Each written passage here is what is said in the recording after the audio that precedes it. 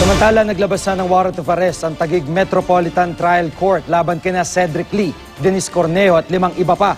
Kaugnayan ng kasong grave coercion na isinampa laban sa kanila ng aktor na si Vong Navarro. Kaninang umaga, naharang sa airport ang isa sa mga kasama ni Cornejo at Lee na papunta sana sa Hong Kong. May report si Liam Manyalak del Castillo. Handa na ang mga team ng NBI para arestuhin ang grupo ni Dennis Cornejo at Cedric Lee matapos ilabas ng Taguig Municipal Trial Court ang warrant of arrest para sa kasong grave coercion. Pinapaaresto rin sina Bernice Lee, Simeon Palma Raz Jr., Jose Paulo Gregorio Calma, Ferdinand Guerrero at Sajid Fernandez Abuhilej.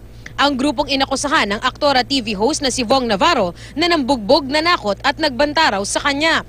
Pwedeng magpiyansa ang mga akusado sa kasong ito. Pero ang kasong serious illegal detention na isinampa rin laban sa grupo sa Taguig RTC, kadalasan hindi pinapayagang mag-bail. Sabi ni Justice Secretary Laila De Lima, dahil sa warrant of arrest na pinalabas, kailangan magpaalam ang mga akusado sa korte kung lalabas ng bansa. Kaya maiiwasan na raw ang nangyari kaninang umaga sa akusadong si Guerrero sa airport. Sa immigration counter na ito sa NAIA Terminal 3, naabata ng akusadong si Guerrero na may ticket papuntang Hong Kong. Sabi ng mga taga-immigration na nakasaksi sa pagpigil kay Guerrero, nagtaas ito ng boses at agad hinanap ang bisor ng mga taga-immigration. Dumating pa raw ang abogado nito, pero hindi pa rin pinayagang makalabas sa bansa.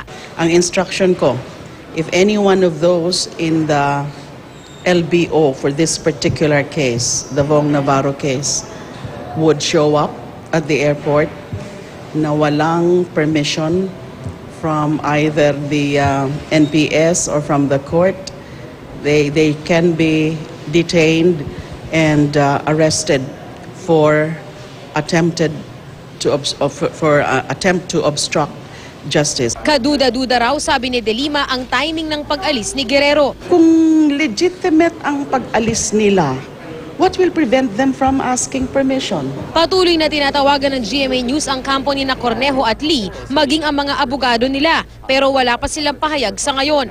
Ang sabi ni Cornejo, wala siyang pahayag bukod sa mga pinost niya sa kanyang Instagram account, kung saan nananawagan siya sa DOJ na bantayan ang kaso.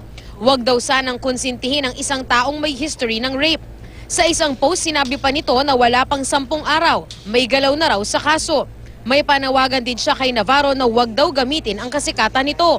Ang kampo ni Navarro, tipid muna ang komento. Hiniling naman ng prosekusyon na magpalabas na rin ng korte ng hold departure order.